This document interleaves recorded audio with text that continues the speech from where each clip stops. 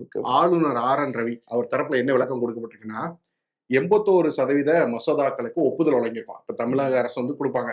ம். சட்டமன்றத்துல நிறைவேற்றி மசோதாக்கள் குடுப்பாங்க. ம். ஆளுநர் வந்து ஒப்புதல் அளிக்கணும். ம்.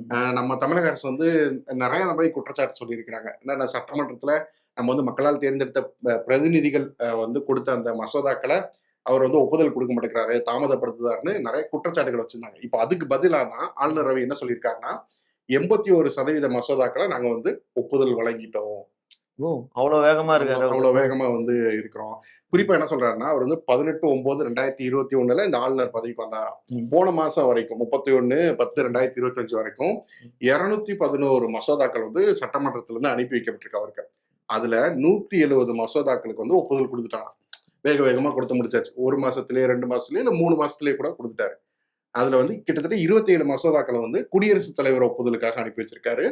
அதுல 16 மசோதாக்கள் வந்து தமிழ்நாடு அரசே நீங்க குடியரசுத் தலைவர் ஒப்புதலுக்கு அனுப்புவீங்கன்னு சொல்லி குடுக்கப்பட்ட மசோதாக்கள் அப்படின்னு வந்து சொல்றாரு. வெறும் 8 மசோதாக்கள் மட்டும் தான் ஒப்புதல் வழங்கப்படாம இருக்கு. அதுவும் போன மாசம் குடுத்த ம். மசோதாக்கள் தான் ஒப்புதல் வழங்கப்படாம இருக்கு. ரொம்ப நல்ல புள்ள மாரி அப்படியே இருக்கு. பேசுறாரு இல்ல?